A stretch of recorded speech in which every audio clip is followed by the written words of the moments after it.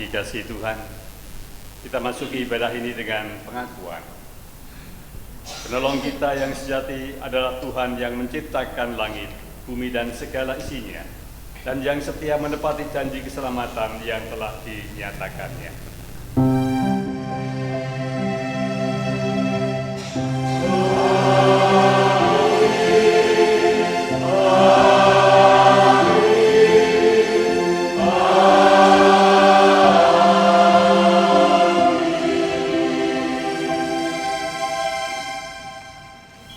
Kasih karunia dan damai sejahtera dari Allah Bapa kita dan dari Tuhan Yesus Kristus menyertai saudara sekalian. Dan menyertai saudara. Mari bersilakan. Saudara-saudari, Jumat Agung adalah saat ketika kita berhenti dari hiruk-pikuk dunia untuk memandang salib dan menyadari bahwa kasih Allah tidak datang dalam kilau kuasa, tetapi dalam luka dan darah. Bahwa pengharapan datang bukan melalui kekuatan, tetapi melalui kerapuhan. Hari ini, mari kita renungkan apa makna salib bagi dunia yang terluka, bagi sesama yang menderita, bagi bumi yang terluka, dan bagi hati kita sendiri.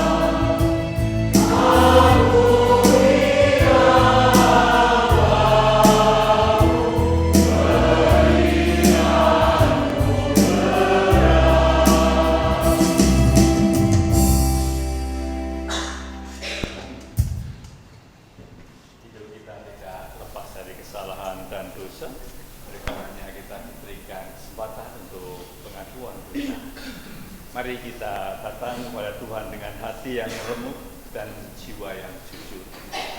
Kita mengaku bahwa kita telah berdosa, kita telah melukai sesama, mencemari bumi, dan mengabaikan suara Allah. kita menyakiti hati orang yang kita kasihi, dan kita gagal menjaga lingkungan yang dipercayakan kepada kita. Ampunilah ya Tuhan, lepaskan kami dari beban dosa, agar kami dapat berjalan dalam kasih dan keadilan.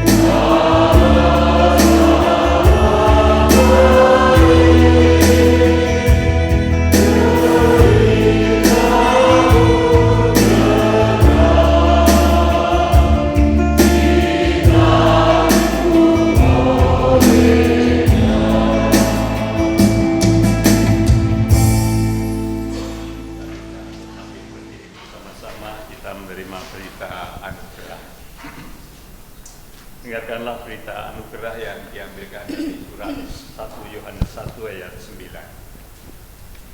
Jika kita mengaku dosa kita, Ia setia dan adil, sehingga Ia akan mengampuni segala dosa kita dan menyucikan kita dari segala kejahatan. Demikianlah berita anugerah dari Tuhan.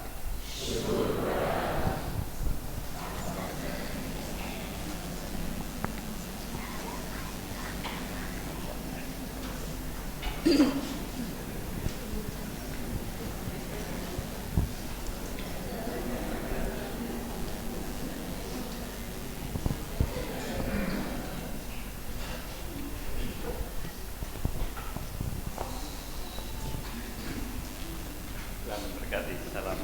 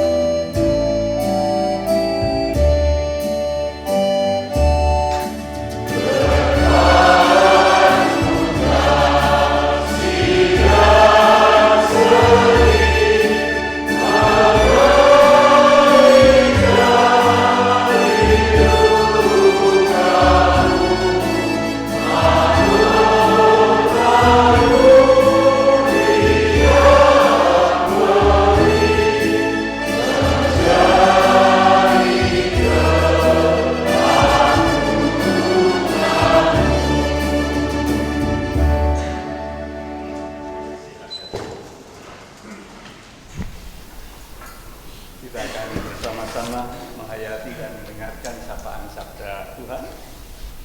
Namun sebelumnya mari kita mohon tuntunan Roh Kudus di dalam doa epiklesia. Mari kita berdoa.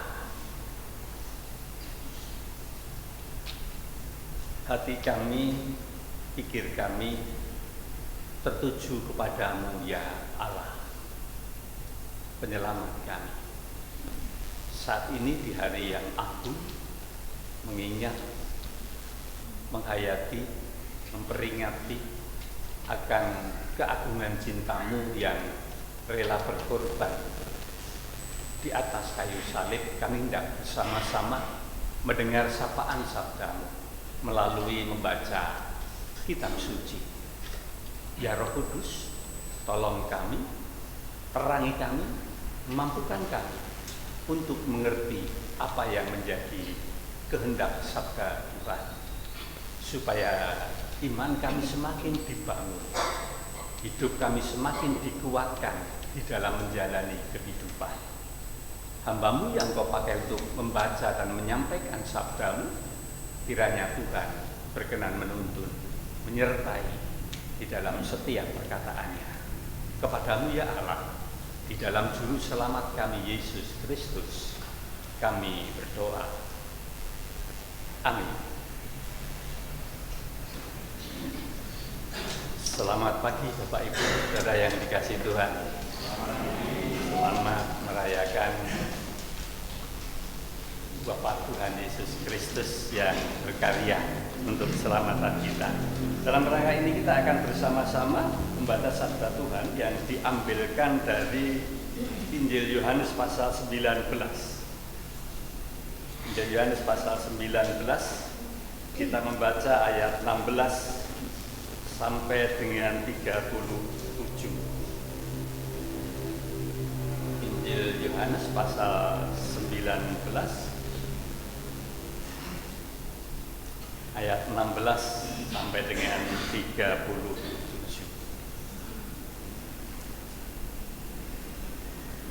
Akhirnya Pilatus menyerahkan Yesus kepada mereka untuk disalibkan.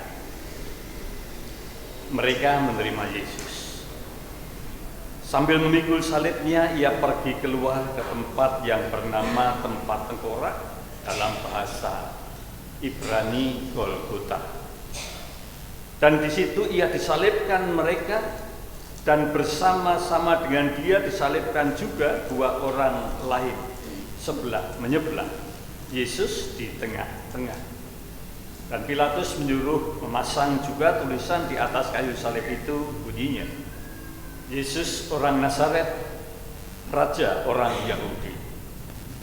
Banyak orang Yahudi yang membaca tulisan itu sebab tempat di mana Yesus disalibkan letaknya dekat kota, dan kata-kata itu tertulis dalam bahasa Ibrani, bahasa Latin, dan bahasa Yunani. Maka kata imam-imam kepala orang Yahudi kepada Pilatus, jangan engkau menulis Raja orang Yahudi, tetapi bahwa ia mengatakan, aku adalah Raja orang Yahudi. Jawab Pilatus, apa yang kutulis tetap tertulis. Sudah prajurit-prajurit itu menyalibkan Yesus. Mereka mengambil pakaiannya lalu membaginya menjadi 4 bagian, untuk tiap-tiap prajurit 1 bagian. Dan jubahnya juga mereka ambil. Jubah itu tidak berjahit, dari atas ke bawah hanya 1 tenunan saja. Karena itu mereka berkata seorang kepada yang lain, janganlah kita membaginya menjadi beberapa potong, tetapi baiklah kita membuang undi untuk menentukan siapa yang mendapatnya. Demikianlah hendaknya supaya genaplah yang ada tertulis dalam kitab suci. Mereka membagi-bagi pakaianku di antara mereka, dan mereka membuang undi atas jubah. Hal itu telah dilakukan prajurit-prajurit itu. Dan dekat salib Yesus berdiri ibunya dan saudara ibunya, Maria, istri Klopas, dan Maria Magdalena. Ketika Yesus melihat ibunya dan murid yang dikasihinya di sampingnya, berkatalah ia kepada ibunya, Ibu, inilah anakmu. Kemudian katanya kepada murid-muridnya, inilah ibumu. Dan jemaat, dan sejak saat itu murid itu menerima dia di dalam rumahnya. Sesudah itu, karena Yesus tahu bahwa segala sesuatu telah selesai, berkatalah ia, supaya genaplah yang ada tertulis dalam kitab suci, aku haus. Di situ ada suatu bekas penuh anggur asam. Maka mereka mencucukkan bunga karang yang telah dicelupkan dalam anggur asam pada sebatang hisop, lalu mengunjukkannya ke mulut Yesus. Sesudah Yesus minum anggur asam itu, berkatalah ia, sudah selesai. Lalu ia menundukkan kepalanya dan menyerahkan nyawanya. Karena hari itu hari persiapan, dan supaya pada hari Sabat mayat-mayat itu tidak tinggal tergantung pada kayu salib, sebab Sabat itu adalah hari yang sah. Maka datanglah orang-orang Yahudi kepada Pilatus dan meminta kepadanya supaya kaki orang-orang itu dipatahkan dan mayatnya diturunkan. Maka datanglah prajurit-prajurit lalu mematahkan kaki orang yang pertama dan kaki orang yang lain yang disalibkan bersama-sama dengan Yesus. Tetapi ketika mereka sampai kepada Yesus dan melihat bahwa ia telah mati, mereka tidak mematahkan kakinya. Tetapi seorang dari antara prajurit itu menikam lambungnya dengan tombak, dan segera mengalir keluar darah dan air. Dan orang yang melihat hal itu sendiri yang memberikan kesaksian ini, dan kesaksiannya benar, dan ia tahu bahwa ia mengatakan kebenaran, supaya kamu juga percaya. Sebab hal itu terjadi supaya genaplah yang tertulis dalam kitab suci, tidak ada tulangnya yang akan dipatahkan. Dan ada pula nas yang mengatakan, mereka akan memandang kepada dia yang telah mereka tikam. Demikianlah sabda Tuhan. Yang berbahagia adalah mereka yang mendengarkan firman Allah dan yang memeliharanya. Hosiana.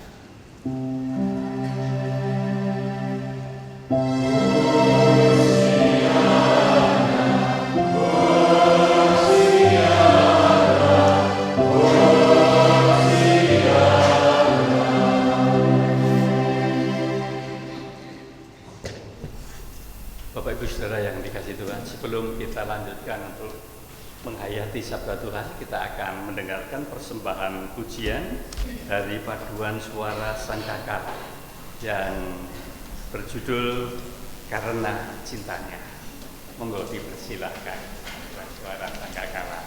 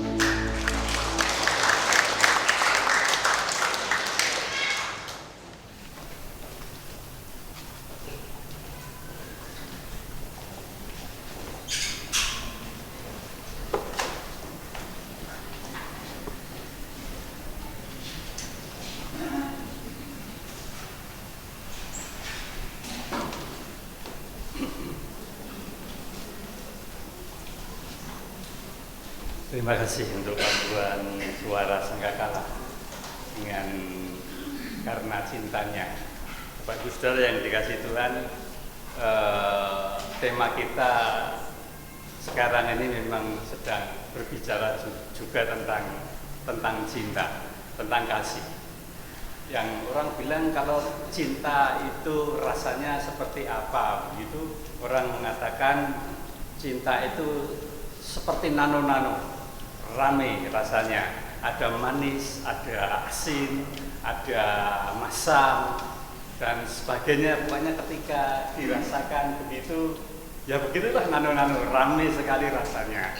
Dan memang orang mengatakan juga bahwa memang cinta itu penuh dengan dinamika. Ada gereja di tempat lain pada suasana seperti ini, paduan suara, pengisi pujian tidak boleh ditepuk tangan. Tapi di sini tadi saya sepintas ada beberapa tepuk tangan, kan begitu. Tidak apa-apa, itulah dinamika, itulah cinta, bahwa cinta itu tidak sekedar duka, tetapi cinta itu juga membawa suka, kan begitu. Nah, saat ini kita diajak bersama menghayati dengan tema salib, jalan kepastian kasih Allah.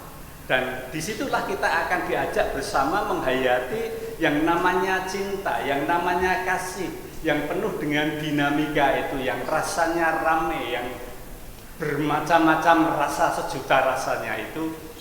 Di situ kita akan ditunjukkan bagaimana ketika saat ini kita bersama menghayati, merayakan tentang pengorbanan Tuhan Yesus, wafat Tuhan Yesus di puncak Golgota, tergantung di atas kayu salib. Gereja-gereja orang percaya menghayati dan merayakan peristiwa Jumat Agung, peristiwa wafat Tuhan Yesus Kristus, penuh dengan dinamika, tetapi rata-rata semuanya dibawa di dalam suasana keheningan, suasana yang sangat begitu seolah-olah itu berkabung, menyedihkan. Maka tidak heran ketika gereja-gereja di dalam rangka melaksanakan itu pakaiannya diseyogiakan itu bernuansa hitam gitu. Tidak boleh bertepuk tangan, jagalah kekhidmatan. Dan ibadah gereja yang berkaitan dengan sengsara dan wafat Tuhan Yesus dibuat sedemikian rupa bagaimana umat itu bisa merasakan, menghayati penderitaan, kesengsaraan, bahkan sampai pada kematian Tuhan Yesus Kristus. Suasana hening, suasana duka itu dicoba untuk diajak jemaat untuk menghayati suasana dan peristiwa itu, dan itu tidak salah. Nah, dengan tema salib, jalan kepastian kasih Allah, saya melihat dinamika ini bahwa ada suasana duka, ada suasana khidmat, ada suasana hening yang harus dihayati, yang harus dirasakan. Tetapi sekaligus kita akan diajak menghayati perasaan cinta, rasa kasih itu di dalam sukacita. Yang pertama saya berbicara tentang salib. Kita tahu bahwa salib itu simbol kematian, salib itu simbol penderitaan. Maka dalam rangka masa sengsara Tuhan Yesus, dalam proses jalan salib atau jalan Via Dolorosa itu, kita bersama diajak menghayati itu semua. Bagaimana kesengsaraan itu dihayati, dirasakan oleh setiap orang percaya. Ketika kita melihat penderitaan Kristus secara khusus dalam puncak Jumat Agung dari jam 12 sampai jam 3 petang, bagaimana kesengsaraan dialami oleh Yesus dengan didera, dengan penderitaan fisiknya, penderitaan oleh karena cemoohan banyak orang, yang akhirnya Yesus harus mati tergantung dengan nista di atas kayu salib. Bahkan akhirnya untuk memastikan kematiannya pun harus ditusuk dengan tombak. Peristiwa yang mengharukan, peristiwa yang begitu menyedihkan. Apa yang tersembunyi, apa yang terkandung di dalam semuanya itu, kita semua diajak menghayati, diajak merasakan. Ketika kita berbicara tentang salib, merupakan jalan kepastian kasih Allah. Di balik penderitaan yang begitu dalam, kita diingatkan, ditunjukkan bahwa proses itulah yang menjadi jalan sukacita bagi setiap orang yang percaya kepada Tuhan Yesus Kristus. Dalam proses dan situasi semacam itulah, jalan seperti itulah, manusia dicoba untuk menghayati, mengingat bahwa itulah bagian dari kasih Allah yang memberikan sukacita, memberikan kebahagiaan, yang memberikan keselamatan kepada manusia. Maka dalam kita menghayati, mengingat, merayakan Jumat Agung melalui tema ini, kita ditunjukkan tentang makna penderitaan. Kemudian juga di situ kita ditunjukkan tentang pengharapan. Bahwa proses dinamika penderitaan yang dialami oleh Yesus itu merupakan dan mewujudkan, mengingatkan kepada setiap yang percaya bahwa pengharapan Allah, pengharapan manusia yang disediakan oleh Allah itu nyata. Itu bukan sekedar janji Allah, bukan sekedar sesuatu yang ingin memberikan, menina bobokkan manusia semata, tetapi peristiwa itu menjadi bukti akan kasih Allah. Dalam nyanyian itu kita pernah, nyanyian yang dulu itu pernah ada tentang cinta itu, kalau kau benar-benar sayang padaku, kalau kau benar-benar cinta. Kemudian juga cinta itu bukanlah main-mainan, tapi pengorbanan.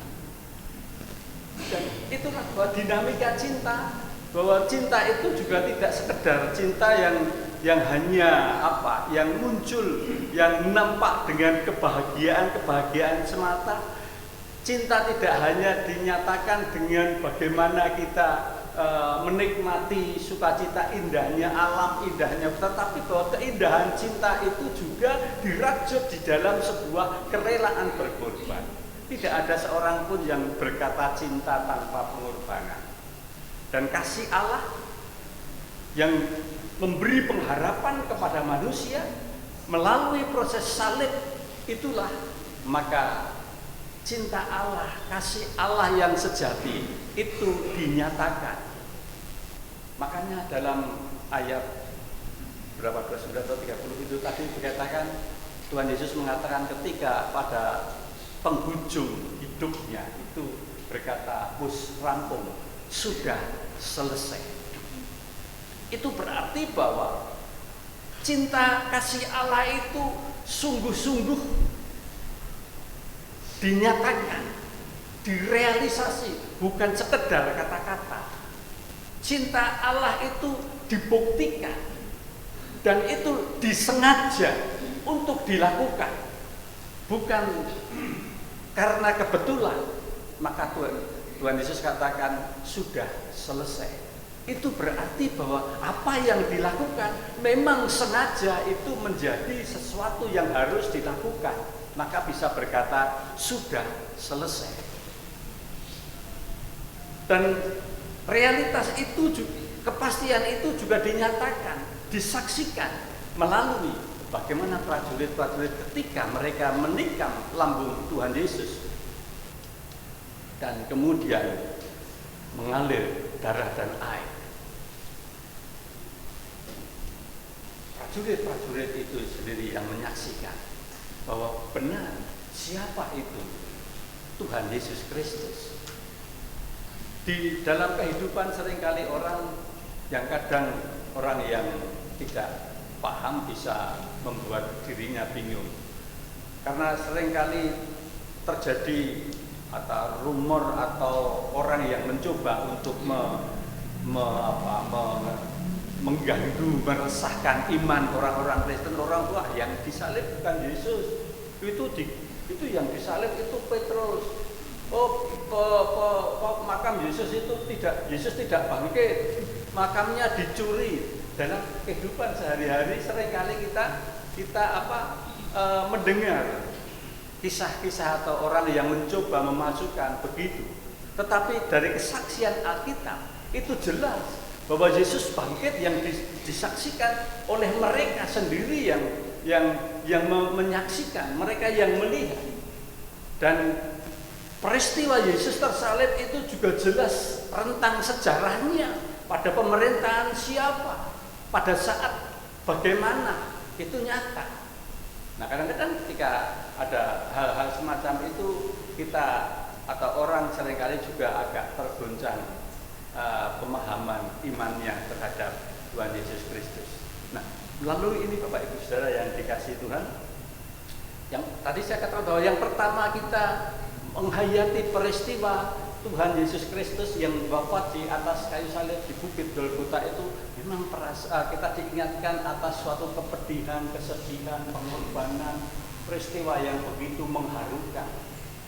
Peristiwa mengharukan tidak perlu membawa kita terhanyut dalam keharuan, tidak harus membawa kita hanyut di dalam keharuan, karena di balik keharuan itulah tersembul, itulah bukti nyata sukacita pengharapan yang diberikan oleh setiap orang yang percaya. Di balik keterharuan itulah, disitulah nyata kasih Allah yang diberikan kepada manusia. Sehingga perayaan peringatan Jumat Agung tidak sekedar kita membawa diri dalam penghayatan duka, penghayatan yang sangat mengenaskan, yang memprihatinkan saja.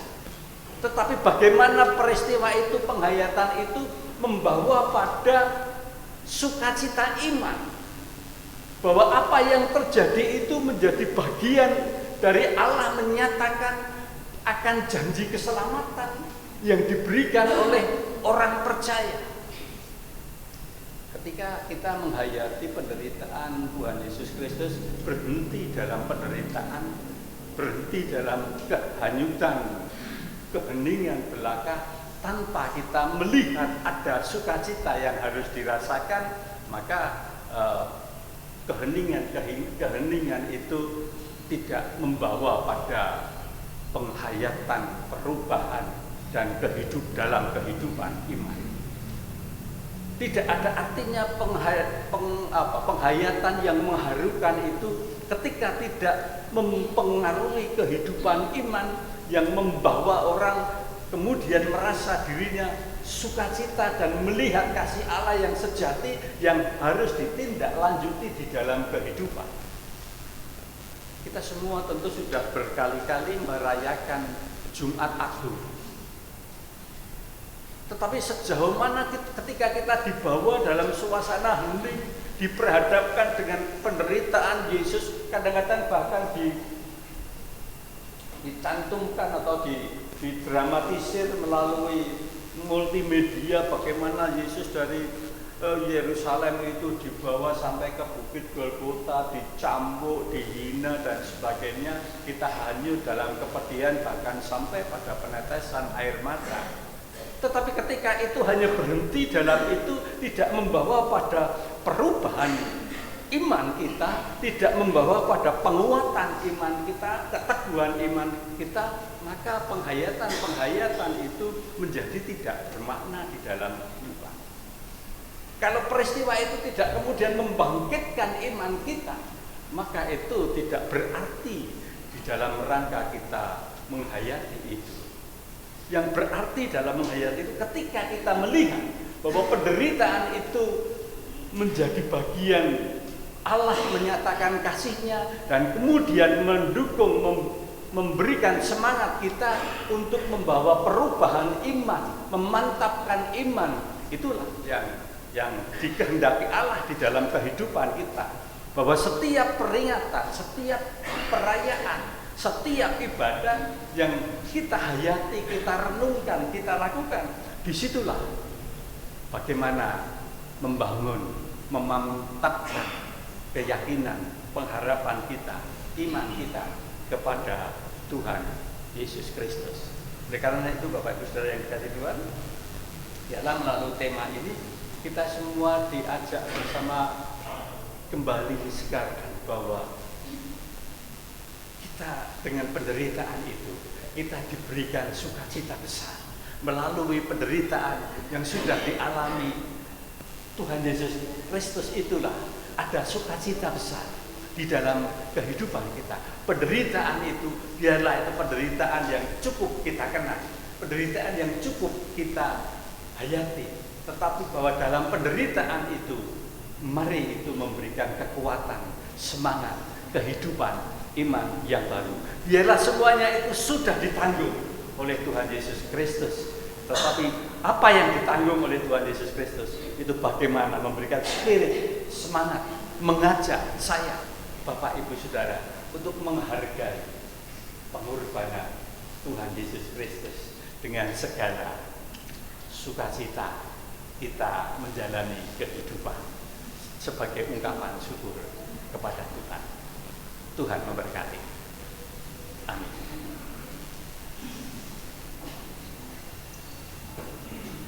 Mari kita saat itu sejenak.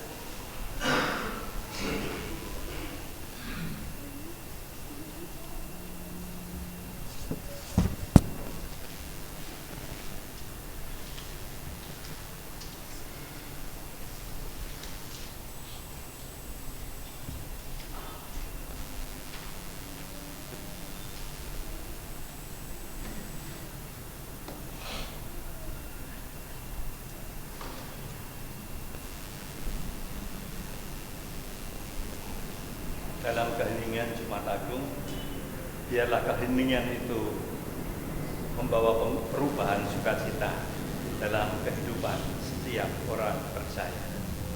Dalam keheningan itu, kiranya akan semakin memantapkan iman percaya, memantapkan cinta kita, kasih kita kepada Allah di dalam Kristus Yesus. Amin. Kita masuki pengakuan iman rasuli. Umat kami undang untuk bangkit berdiri dan marilah kita memperbaharui iman percaya kita dengan mengucapkan pengakuan iman rasuli secara bersama-sama. Aku percaya kepada Allah Bapa yang Maha Kuasa, Khalik langit dan bumi, dan kepada Yesus Kristus, anaknya yang tunggal Tuhan kita, yang dikandung daripada Roh Kudus, lahir dari anak darah Maria, yang menderita di bawah pemerintahan Pontius Pilatus, disalibkan, mati, dan dikuburkan, turun ke dalam kerajaan. Pada hari yang ketiga, bangkit pula dari antara orang mati, naik ke surga, duduk di sebelah kanan Allah Bapa yang Maha Kuasa, dan akan datang dari sana untuk menghakimi orang yang hidup dan yang mati. Aku percaya kepada Roh Kudus, gereja yang kudus dan am, persekutuan orang kudus, pengampunan dosa, kebangkitan dari dan hidup yang kekal. Silakan duduk.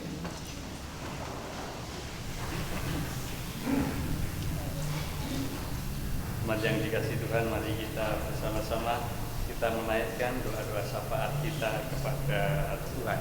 Mari kita berdoa.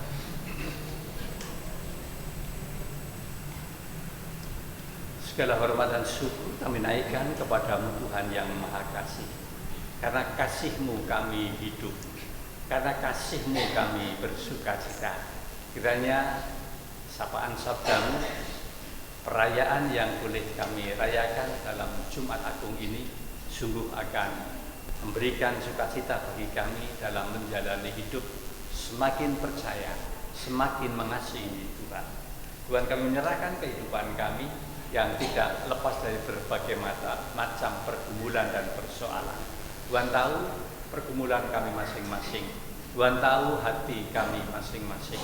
Oleh karenanya Tuhan, kami menyerahkan setiap pergumulan, setiap hati kami satu persatu di dalam pemeliharaan, pertolongan, dan berkat Tuhan. Siapapun kami adanya, baik kami sebagai orang tua, kami sebagai anak, kami sebagai suami, kami sebagai istri, dan juga kami sebagai bagian dari warga gereja, bagian dari warga masyarakat.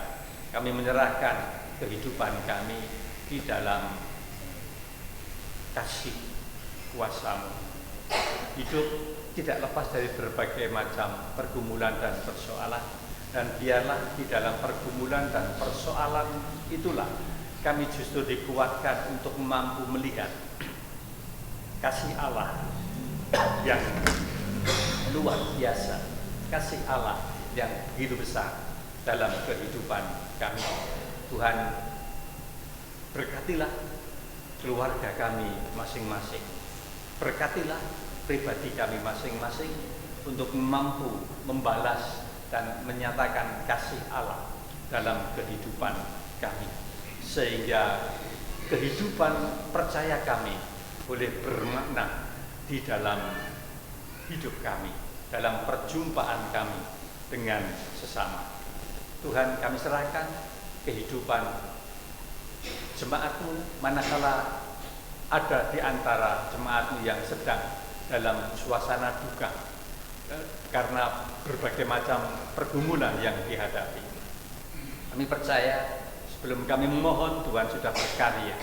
Oleh karenanya Tuhan, mampukan mereka untuk melihat, merasakan karya kepedulian Allah di dalam pergumulan hidup mereka, sehingga mereka yakin dan percaya bahwa Allah senantiasa menyertai, Allah senantiasa menolong di dalam kehidupan mereka. Kami menyerahkan kehidupan kebersamaan kami sebagai gereja Tuhan. Tuhan berkati para pelayan gereja.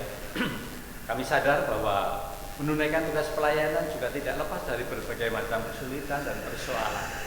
Namun biarlah kami percaya bahwa Tuhan yang sudah memanggil, sudah memilih kami, Tuhan pula yang akan memperlengkapi kami, Tuhan pula yang akan menolong kami, Tuhan pula yang akan memberkati kami. Bahkan kami yakin tidak sekedar Tuhan memberkati dalam tugas-tugas pelayanan semata, tetapi Tuhan juga akan memberkati di dalam kehidupan keseharian kami. Tuhan, berkatilah setiap kegiatan gereja yang dilakukan di gereja-Mu di GKJ Karangayu ini. Kiranya melalui kegiatan-kegiatan itu menjadikan nama Tuhan dimuliakan, menjadikan iman gereja dibangun, menjadikan gereja Tuhan semakin berkembang, sehingga dengan demikian Tuhan, sungguh Injil Tuhan diwartakan dalam setiap pelayanan gereja-Mu. Tuhan, kami berdoa untuk anak-anak kami dalam pertumbuhan kehidupan sehari-hari di dalam meniti masa depan.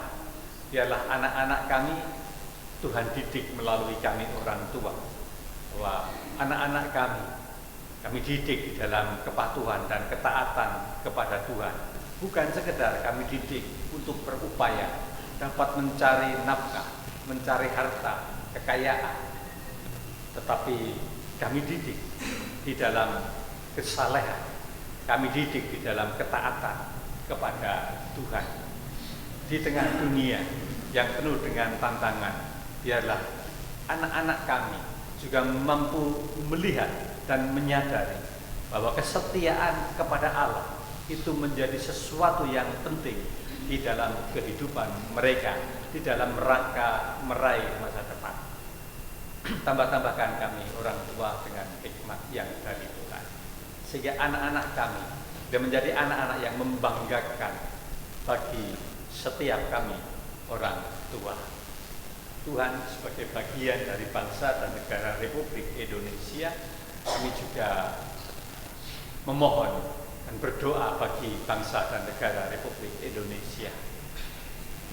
Banyak peristiwa yang seringkali membuat bangsa dan negara Republik Indonesia ini ragu-ragu, cemas, dan takut. Oleh karenanya Tuhan, hiburkan dan kuatkan kami bangsa dan warga negara Republik Indonesia untuk tetap yakin bahwa Tuhan tidak pernah meninggalkan kami. Tuhan akan menolong bangsa dan negara Republik Indonesia. Tuhan berkati para pemimpin bangsa dan negara Republik Indonesia ini Tuhan, supaya mereka boleh menjalankan roda kepemimpinan ini dengan sebaik-baiknya. Ketika kami prihatin oleh karena ketidakadilan, ketika kami prihatin oleh karena banyaknya kerusuhan-kerusuhan, kiranya Tuhan mampukan pemimpin bangsa dan negara ini untuk mampu menegakkan keadilan. Ketika kerusuhan itu muncul, kiranya pemimpin ini boleh membawa suasana damai di dalam kehidupan. Tuhan, kami berdoa untuk saudara-saudara kami yang tertimpa musibah, yang tertimpa bencana alam. Kami serahkan mereka dalam tangan kasih kuasa. Kami percaya Tuhan sudah berkarya, dan kiranya mereka dimampukan melihat dan merasakan sapaan dan karya Tuhan, sehingga dalam bencana dengan penderitaan yang sedang mereka hadapi, mereka bisa merasakan sapaan kasih Allah, sehingga mereka tidak terhanyut di dalam kedukaan penderitaan. Terima kasih Tuhan, kami serahkan seluruh kehidupan kami, baik secara pribadi, keluarga kami, jemaat Tuhan di GKJ Karanghayu ini, bangsa dan negara Republik Indonesia di dalam tangan kasih kuasa. Kami percayakan di dalam juru selamat kami, Tuhan Yesus Kristus, yang mengajar kami berdoa. Bapa kami yang di surga, dikuduskanlah namamu, datanglah kerajaan, jadilah kehendak-Mu di bumi seperti di surga. Berikanlah kami pada hari ini makanan kami yang secukupnya, dan ampunilah kami akan kesalahan kami, seperti kami juga mengampuni orang yang bersalah kepada kami. Dan janganlah membawa kami ke dalam pencobaan, tapi lepaskanlah kami dari yang jahat. Karena Engkaulah yang punya kerajaan dan kuasa dan kemuliaan sampai selama-lamanya. Amin.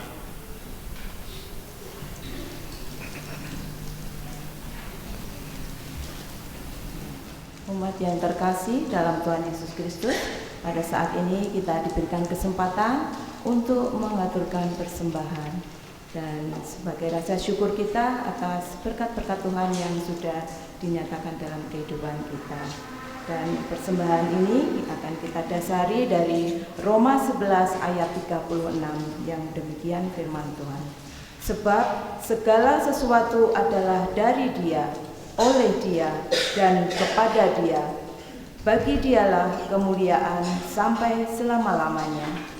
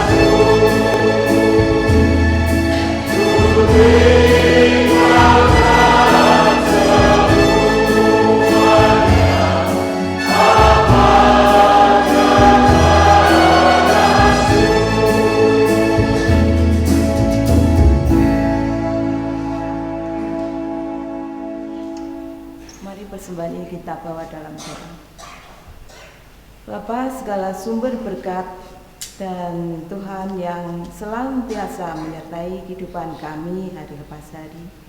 Pada kesempatan ini ya Bapa, kami mengucap syukur di mana Tuhan masih menyertai kami dan memberikan kesempatan kepada kami untuk memberikan persembahan pada saat ini.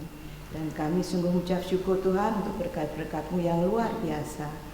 Dan kiranya apa yang sudah kami persembahkan ini menjadikan hormat dan kemuliaan nama Tuhan. Dan kiranya persembahan ini pun boleh berkenan di hadapan Tuhan dan juga menjadi berkat bagi sesama kami, terlebih untuk pelayanan di GKJ Karangayu ini. Ya Tuhan, kami juga mohon ampun apabila dalam memberikan persembahan ini ada yang tidak berkenan di hadapan-Mu. Bapa di surga, kami juga berdoa untuk saudara kami yang ditunjuk untuk mengelola persembahan ini. Kiranya Tuhan berikan hikmat dan kebijaksanaan sehingga persembahan ini boleh dipergunakan sebagaimana mestinya dan bisa bermanfaat bagi sesama kami. Terima kasih ya Tuhan, kami serahkan doa serta ucapan syukur kami ini hanya di dalam nama Putra-Mu yang tunggal, Tuhan kami Yesus Kristus. Amin. Persilahkan duduk.